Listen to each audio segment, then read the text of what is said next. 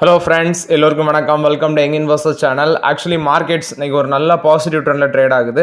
So வாரத்தில் நாள் market opening மார்க்கெட்டே நல்ல ஒரு ஹாப்பியாக தான் இருக்குது நமக்கு. ஸோ நிஃப்டி 2 பாயிண்ட்ஸ் மேலே பாசிட்டிவ், 2% மேலே பாசிட்டிவில் இருக்குது.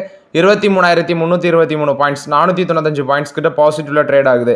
சென்செக்ஸ் 1,592 பாயிண்ட்ஸில் இருக்குது, 2% மேலே பாசிட்டிவ், 76,749 பாயிண்ட்ஸ். பேங்க் நிஃப்டி 52,355 பாயிண்ட்ஸில் இருக்குது, 1,353 பாயிண்ட்ஸில் பாசிட்டிவில் இருக்குது, கிட்டத்தட்ட 2.5% பாசிட்டிவில் ட்ரேட் ஆகுது. இண்டஸ்இண்ட் பேங்க் 6% மேலே up, Axis Bank 4% up, HDFC Bank 3.5% up, IDFC First Bank 2.5% up. IDFC First பேங்க்ல ₹61.70 அந்த ரேஞ்சில் ட்ரேட் ஆகுது. AU Small Finance Bank 2.5% up, ICICI Bank 2.5% up, Canara Bank 2.5% up, State Bank of India, Bank of Baroda, Punjab National Bank இதெல்லாமே 1% அந்த ரேஞ்சில் positive ட்ரெண்டில் இருக்கிறாங்க. Federal Bank, Kotak Mahindra Bank இதெல்லாமே ஒரு ஃபிளாட் பாசிட்டிவ் ட்ரெண்டில் இருக்கிறாங்க. ஸோ ஓவர்லாட் இன்னைக்கு இந்த பேங்க் ஸ்டாக்ஸ் எல்லாமே பக்கா பர்ஃபார்மன்ஸ் மார்க்கெட்டில் கொடுத்துட்டு இருக்குது. ரீசன்லி பார்த்தீங்கன்னா அந்த குறிப்பாக பேங்க்ஸ் வந்து இப்போ ஆர்பிஐ வந்து ரேட் கட் பண்ணியிருக்காங்க, 25 பேசிஸ் பாயிண்ட் கட் பண்ணாங்க. அதுக்கு ஏற்ற மாதிரி இந்த பேங்க்ஸ் எல்லாமே டெபாசிட், ஃபிக்ஸட் டெபாசிட்டுக்கான இன்ட்ரெஸ்ட் ரேட், நெக்ஸ்ட் வந்து லோன் அகேன்ஸ்ட் இன்ட்ரெஸ்ட் ரேட் இதெல்லாமே அட்ஜஸ்டட் பண்ணியிருந்தாங்க. ஸோ அந்த பேசிஸில் பேங்க்குக்கு பாசிட்டிவாக போகும் அப்படின்னு சொல்லி ஏற்றிருக்காங்க. இன்றைக்கி பேங்க் ஸ்டாக்ஸ் எல்லாமே ஒரு பாசிட்டிவ் ட்ரெண்ட் நல்லா இருந்திருக்கு.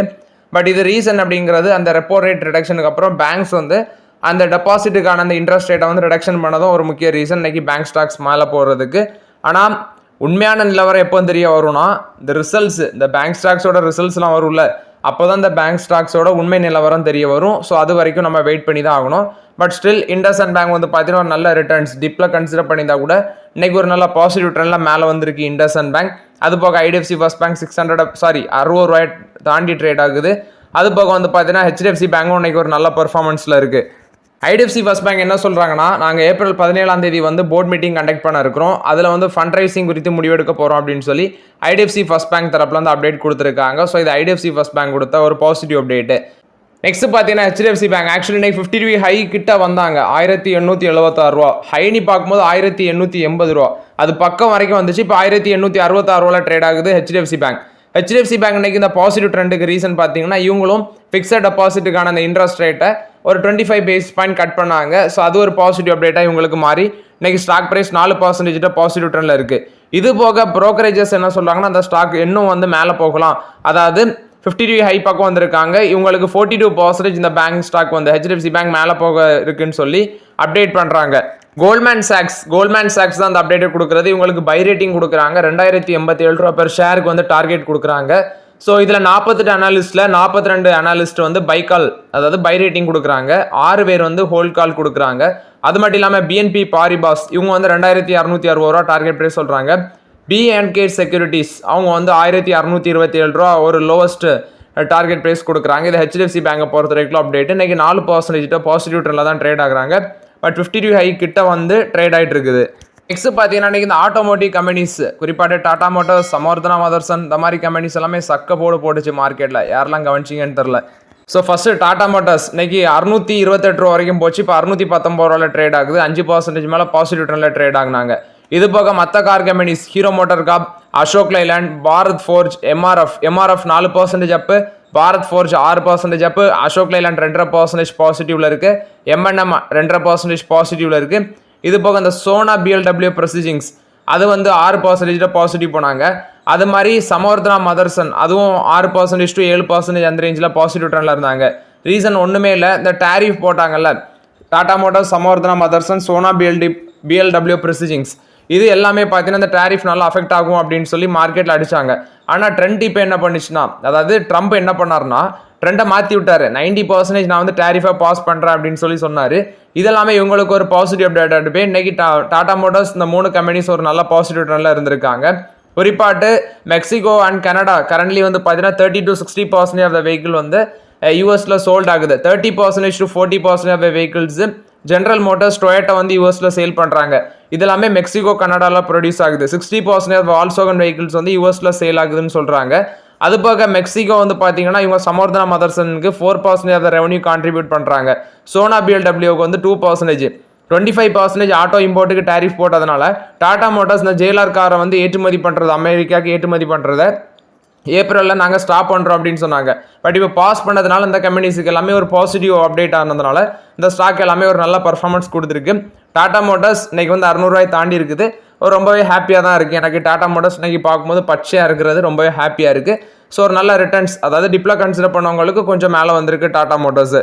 நெக்ஸ்ட் ஹேவல்ஸ் கொடுத்த ஒரு பாசிட்டிவ் அப்டேட். இவங்க ஒரு 600 கோடி வந்து பார்த்தீங்கன்னா இன்வெஸ்ட்மெண்ட் பண்ணுறாங்க கோல்டி சோலார் அப்படிங்கிற கம்பெனியில். 8.90% அந்த ஸ்டேக்கு இப்போ 9.24% ஆட்டி இன்க்ரீஸ் பண்ணுறாங்க. ஸோ இப்போ வந்து ஃபைனல் சைஸ், அதாவது கோல்டிஸ் வந்து ஆன்கோயிங் பிரைமரி ஃபண்ட் ரைசிங்கில் இருக்கிறாங்க. 1050 1300 கோடி வரைக்கும் ஃபண்ட் ரைஸ் பண்ண இருக்கிறாங்க நெக்ஸ்ட் 75 டேஸில். இப்போ ஹேவல்ஸ் இந்தியா லிமிடெட் இந்த கம்பெனியில் கோல்டி சோலார் ப்ரைவேட் லிமிடெட், இது ஒரு ரினோபிள் எனர்ஜி செக்டாரில் இருக்கிற கம்பெனி. ஒரு 600 கோடி இன்வெஸ்ட்மெண்ட் பண்ணுறது மூலமாட்டு ஸ்டேக் அதிகரிக்குது. ஸோ இது கன்சிடர் பண்ணுறது மூலமாட்டு, இதில் ஸ்டேக் எக்ஸ்பென்ஷன் பண்ணுறது மூலமாட்டு இவங்க வந்து இந்த ரினோபிள் எனர்ஜி செக்டாரை மார்ச் 2025 10.7 ஜிகாவாட் அந்த கெப்பாசிட்டி எக்ஸ்பென்ஷன் பண்ணுறாங்க. அது போக ஜூலை 2025 4 ஜிகாவாட் எக்ஸ்பெக்டட், அதாவது அடிஷ்னலாக 4 ஜிகாவாட் வந்து எக்ஸ்பேண்ட் ஆகலாம் அப்படின்னு சொல்கிறாங்க. இந்த கம்பெனி வந்து பார்த்தீங்கன்னா இந்த கோல்டி சோலார் அந்த கம்பெனி 1757 கோடி ரெவன்யூ வந்து ஃபினான்ஷியல் 24 பண்ணியிருக்காங்க. ஃபினான்ஷியல் 25 3420 கோடி பண்ணியிருக்காங்க. எபிட்டா மார்ஜின் 8 to 9% அந்த ரேஞ்சில் இருக்குது. ஹேவல்ஸுக்கு ஆல்ரெடி பார்த்தீங்கன்னா இன்வெர்டர் மாடியூல்ஸு, டிசி சுவிட்ச் கியர், சோலார் இது மாதிரிப்பட்ட ப்ரெசன்ஸ் இவங்களுக்கு ஸ்ட்ராங்காக இருக்குது. கேபிள்ஸு, ரூஃப் டாப்பு இதில் எல்லாமே இவங்களுக்கு ப்ரெசன்ஸ் ஸ்ட்ராங்காக இருக்குது. ஸோ அந்த மாதிரி ரினோபிள் எனர்ஜி செக்டாருக்கு வரதும் ஹேவல்ஸுக்கு ஒரு பாசிட்டிவ் அப்டேட்டாக இருக்குது. ஸோ அந்த கம்பெனியில் வந்து பார்த்தீங்கன்னா படிப்படியாக ஸ்டேக்கை இன்க்ரீஸ் பண்ணுறாங்க. இது ஹேவல்ஸ் கொடுத்த ஒரு பாசிட்டிவ் அப்டேட்டு. நெக்ஸ்ட் இன்னைக்கு ஃபார்மா கம்பெனிஸும் மார்க்கெட்டில் ஒரு நல்ல பர்ஃபார்மன்ஸ் கொடுத்தாங்க. So first doctor Reddy laboratories இன்னைக்கு 4% பாசிட்டிவ் போச்சு. 1145 ரூபாயில் ட்ரேட் ஆகுது. ஃபஸ்ட்டு ரெட்டிஸில் அவங்க 25% இது ஒர்க்கு, அதாவது எம்ப்ளாயி ரிடக்ஷன் பண்ண போகிறாங்க, குறிப்பாட்டு காஸ்ட் கட் பண்ண போகிறாங்க அப்படின்னு சொல்லி ஒரு அப்டேட் வந்துருந்துச்சு. ஆனால் அது வந்து பார்த்தீங்கன்னா அவங்க ரிப்போர்ட் வந்து மறுப்பு தெரிவிக்கிறாங்க. நாங்கள் அப்படி விடவே இல்லை. அதாவது 1 கோடி சம்பாதிக்கிறவங்க ஒரு 300-400 பேர் வந்து ரிசைன் பண்ண சொல்லியிருக்காங்க அப்படின்லாம் ஆர்டிகல் வந்துருந்துச்சு. அது ஃபேக் நியூஸ் அப்படின்னு சொல்லி இவங்க ரெட்டிஸ் தரப்புல வந்து சொல்லியிருக்காங்க. பட் கமெண்ட்ல நீங்கள் சொன்னீங்க bro don't spread fake news அப்படின்னு சொல்லி. நான் சொல்லலை ப்ரோ, நான் வந்து நியூஸில் வரதை தான் உங்கள்கிட்ட ஷேர் பண்ணுறேன். ஆனால் அந்த நியூஸே ஃபேக்காக இருந்திருக்கு, நான் என்ன பண்ண முடியும்? அதனால நான் இப்போ உங்கள்கிட்ட அதை சொல்லிடுறேன். அது வந்து ஃபேக் நியூஸ். ரெட்டிஸ் தரப்புல வந்து விளக்கம் கொடுத்துட்டாங்க. Aurobindo pharma 4% up, Biocon 4% up, doctor Reddy laboratories 3% up, Divi's laboratories, அடுத்தது Lupin, Cipla, Sun pharma, Glenmark pharma, Natco pharma எல்லாமே இன்னைக்கு ஒரு பாசிட்டிவ் ட்ரெண்டில் தான் இருக்குது. இந்த ஃபார்மா கம்பெனிஸ் எல்லாமே இதுவும் பார்த்தீங்கன்னா டாரிஃப் பாஸ் பண்ணது இதுவும் ஒரு முக்கிய மேஜர் ரீசனாக இருந்திருக்கு. பட் நான் அந்த ப்ராடக்ட் ரீகால் பண்ணாங்கல்ல, Sun pharma, Glenmark pharma, next Zydus, இதெல்லாமே பேக் ஃபயர் ஆகும்னு நினச்சேன். பட் பெருசாக அது எதுவுமே இம்பாக்ட் ஆகலை.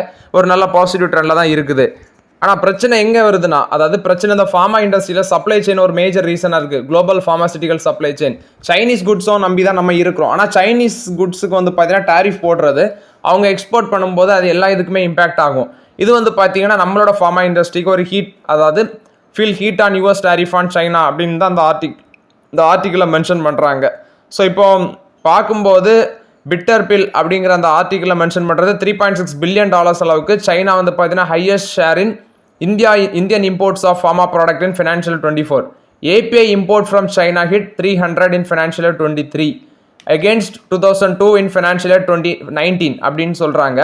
அடுத்தது Indian heavily reliant on China for major essential drugs, குறிப்பாட்டு paracetamol, anti acid, ranitidine, cardiovascular drugs, sartans, anti diabetic drugs, antibiotics, ofloxacin, ciprofloxacin, vitamins, abscisic acid, acetylsalicylic acid, இந்த மாதிரிப்பட்ட ஆசிட்ஸ் தேவையான ட்ரக்ஸ் எல்லாமே பார்த்தீங்கன்னா நம்ம சைனாவை டிபெண்ட் பண்ணி இருக்கிறதுனால அவங்க மேலே டாரிஃப் போடுறது மேபி நமக்கு வந்து பேக் ஃபயர் ஆகும் அப்படின்னு சொல்லி சொல்கிறாங்க. பட் இதெல்லாம் எனக்கு தெரிஞ்சு ரொம்ப நாளாக நீடிக்காது. ஏன்னா சைனாலேருந்து பார்த்தீங்கன்னா மோஸ்ட் ஆஃப் த ப்ராடக்ட்ஸ் வந்து சீப் ப்ரைஸில் வந்து அமெரிக்காவுக்கு போகுது. இவங்க டாரிஃப் போடுறது அமெரிக்கன் பீப்புள்ஸுக்கு தான் தலைவலியை தவிர சைனா வந்து அதே ப்ராடக்ட் வந்து ரேட் இன்க்ரீஸ் பண்ணி விற்பாங்க. ஆனால் அதை வந்து முடிவை மாற்றுவாங்கன்னு தான் நான் எக்ஸ்பெக்ட் பண்ணுறேன். ஏன்னா அவங்களுக்கு ஏன் பாஸ் பண்ணலன்னா, அவங்க வந்து மற்ற கண்ட்ரிஸ் எல்லாமே பெருசாக அமெரிக்காவோட நடவடிக்கைகளுக்கு ரியாக்ட் பண்ணலை. இவங்க சைனா வந்து பார்த்தீங்கன்னா உடன் வந்து இவங்களும் பதிலுக்கு பதில் டாரிஃப் இன்க்ரீஸ் பண்ணது.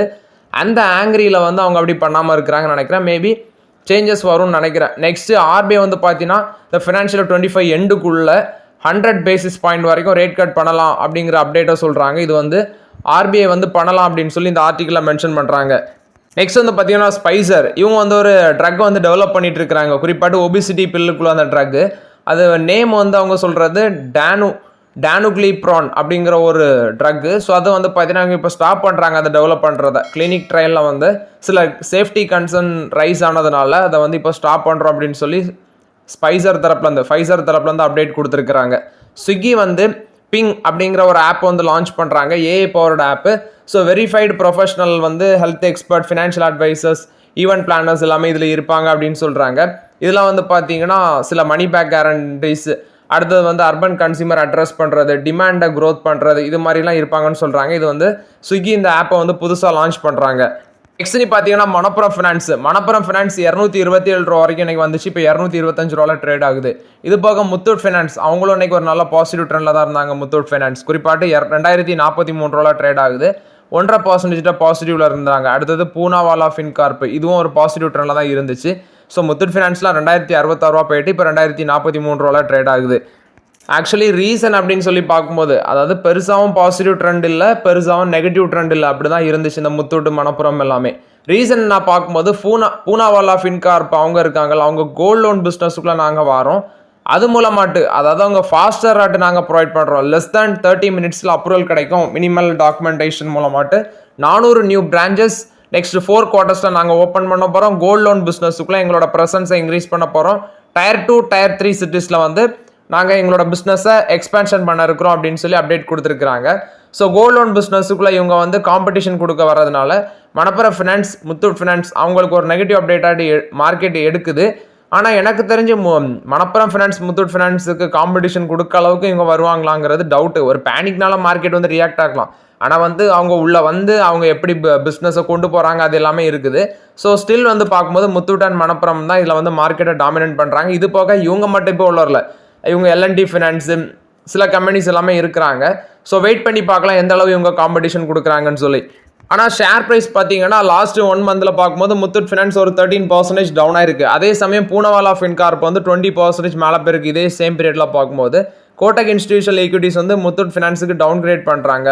அதாவது லாஸ்ட் ஃப்ரைடே வந்து பார்த்தீங்கன்னா ஆட் ரேட்டிங்லேருந்து இப்போ டவுன் கிரேட் பண்ணுறாங்க. டார்கெட் ப்ரைஸ் 2400லேருந்து 2250 ரூபாய்ட்டு குறைக்கிறாங்க. இது முத்தூட் ஃபினான்ஸுக்கு கோட்டக் இன்ஸ்டிடியூஷனல் ஈக்விட்டி சொல்கிறாங்க. மார்க்கெட்டில் உங்களுக்கு ஒரு காம்படிஷன் புதுசாக வருது. நெக்ஸ்ட் பார்த்தீங்கன்னா பஜாஜ் ஹவுசிங் ஃபினான்ஸ் இன்னைக்கு 123 ரூபா சம்திங்கில் ட்ரேட் ஆகிட்டு இருக்கு. 3% பாசிட்டிவ். ரீசன் அப்படின்னு சொல்லி பார்க்கும்போது ஷேர் ஹோல்டர்ஸோட அந்த லாக்இன் பீரியட் வந்து ஒரு வருஷத்துக்கான லாக்இன் பீரியட் எண்ட் ஆயிருக்கு. கிட்டத்தட்ட 500 ஷேர்ஸ் வந்து பார்த்தீங்கன்னா ரிலீஸ் ஆகுதுன்னு சொல்கிறாங்க. 500 crore ஷேர், அதாவது 500 crore ஷேர் வந்து பார்த்தீங்கன்னா ஃப்ரீடப் ஆகுது ட்ரேடுக்கு. ஸோ அது ஒரு முக்கிய ரீசன் இன்னைக்கு இந்த ஷேர் வந்து 3% பாசிட்டிவ் ட்ரெண்டில் இருக்கிறதுக்கு. ஸோ பஜாஜ் ஹவுசிங் ஃபினான்ஸ் வந்து வேல்யூஷன் சீப்பாக இருக்கா இல்லை கன்சிடர் பண்ணலாமா அப்படின்னு சொல்லி உங்களுக்கு நிறைய பேருக்கு டவுட்டு. ஆனால் அதை வந்து செக் பண்ணி பார்த்தேன். அதோட புக் வேல்யூ வந்து பார்த்தீங்கன்னா 22 ரூபா சம்திங் தான் இருக்குது. அப்போ புக் வேல்யூலேருந்து நீங்கள் கம்பேர் பண்ணி பார்த்தீங்கன்னா மோர் தென் 6 times மேலே வருது. அதனால் இப்போதைக்கு ஆப்பர்ச்சுனிட்டி இல்லை, வெயிட் பண்ணுங்கள், ஆப்பர்ச்சுனிட்டி வரும்போது டிஸ்கஸ் பண்ணிக்கலாம். நெக்ஸ்ட் பார்த்தீங்கன்னா இன்றைக்கி இந்த ட்ரம்போட ஃபார்மா இம்போர்ட்டுக்கான அந்த, அதாவது இம்போர்ட்டட் மெடிசனுக்கு அவர் டேரிஃப் போடுற சிக்னலும் இருந்துச்சு. ஸோ அதுவும் பார்த்தீங்கன்னா ஃபார்மா ஸ்டாக்ஸில் ஒரு ஃபோக்கஸாக தான் இருந்துச்சு. ரீசன் பார்க்கும்போது ஃபினான்ஷியல் 24ல் நம்மளோட டோட்டல் எக்ஸ்போர்ட், ஃபார்மா எக்ஸ்போர்ட் வந்து $27.9 பில்லியன். அதில் $8.7 பில்லியன் ஒர்த் ஆஃப் எக்ஸ்போர்ட் வந்து யூஎஸ்க்கே போகுது ஃபினான்ஷியல் 24ல். அது மட்டும் இல்லாமல் வந்து பார்த்தீங்கன்னா யூஎஸ்க்கு நம்ம ஃபார்மசிட்டிகல்ஸ் வந்து கொடுக்குறோம்ல எக்ஸ்போர்ட் பண்ணி, அவங்க இம்போர்ட் பண்ணுவாங்க, நம்ம இங்கேருந்து எக்ஸ்போர்ட் பண்ணுறது $213 பில்லியன் ஒர்த் இருக்குன்னு சொல்கிறாங்க. சாரி, யூஎஸோட ஃபார்மசிட்டிக்கல் இம்போர்ட் வந்து $213 பில்லியன். அதில் இந்தியா ப்ரொவைட் பண்ணுறது 45% ஆஃப் ஜெனரிக் ட்ரக்ஸு, 15% பயோசிமிலர் அப்படின்னு சொல்கிறாங்க. ஒன்ஸ் அவங்க டாரிஃப் போட்டாங்கன்னா அது நம்ம கம்பெனிஸுக்கு வந்து இம்பாக்ட் ஆகும். ஏன்னா நம்ம வந்து அதிக அளவில் யூஎஸ்க்கு வந்து ஏற்றுமதி பண்ணுறோம். இது வந்து ஃபார்மா இதுவும் பார்த்தீங்கன்னா அன்றைக்கி ஃபோக்கஸில் தான் இருக்குது. பட் கன்ஃபார்ம் கிடையாது, அவர் போடுவாரா போட மாட்டாராங்கிறது வெயிட் பண்ணி தான் பார்க்கணும். தீபக் ஷெனாயோட கேபிட்டல் மைண்ட் அப்படிங்கிற ஒரு கம்பெனி இருக்குது. ஸோ அவங்க வந்து செபி அப்ரூவல் கொடுத்துருக்காங்க மியூச்சுவல் ஃபண்ட் ஆப்ரேஷன் வந்து லான்ச் பண்ணுறதுக்கு. இவங்க கரண்ட்லி 2000 கோடி worth of portfolio management service maintain பண்ணுறாங்க. ஆல்டர்னேட்டிவ் இன்வெஸ்ட்மெண்ட் ஃபண்ட்ஸும் வந்து பார்த்தீங்கன்னா சர்வ் பண்ணுறாங்க. 1400 கிளைண்ட்ஸ் இருக்குது. செபி வந்து இப்போ அப்ரூவல் கொடுத்துருக்காங்க. இது வந்து தீபக் ஷெனாயோட கேபிட்டல் மைண்ட்ஸ் கம்பெனிக்கு இந்த அப்ரூவல் கிடச்சிருக்குது. நெக்ஸ்ட் பயோகானில் வந்து அப்டேட் இவங்க ஒரு செட்டில்மெண்ட் அண்ட் லைசன்ஸ் அக்ரிமெண்ட் வந்து பார்த்தீங்கன்னா ரிகினரோம் அப்படிங்கிற ஒரு கம்பெனி கூட போட்டிருக்காங்க. ஸோ இது வந்து யூஎஸ்ஏல இந்த இசோஃபில்லி அதை வந்து கமர்ஷியலைஸ் பண்ணுறதுக்கு, ஆப்தலமாலஜி கண்டிஷனை வந்து பார்த்தீங்கன்னா அங்கே கமர்ஷியலைஸ் பண்ணுறதுக்கு இந்த அக்ரிமெண்ட் போட்டிருக்காங்க.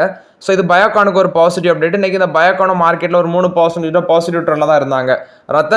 Ratan India Enterprises, Revolt Motors, அந்த கம்பெனி தான். அவங்க வந்து ஆப்ரேஷனை நேபாளில் ஸ்டார்ட் பண்ணியிருக்காங்க. ஃபர்ஸ்ட் டீலர்ஷிப்பை காத்மண்டு அங்கே வந்து ஸ்டார்ட் பண்ணுறாங்க. ஏப்ரல் 13 இனாகிரேட் பண்ணியிருக்காங்க. அது மட்டும் இல்லாமல் ஒரு 12 அடிஷ்னல் ஷோரூம் வந்து நாங்கள் ஓப்பன் பண்ண இருக்கிறோம்னு சொல்கிறாங்க. இது வந்து ரத்தன் இந்தியா என்டர்பிரைசஸோட ரிவால்ட் மோட்டர்ஸ் கொடுத்த அப்டேட்டு.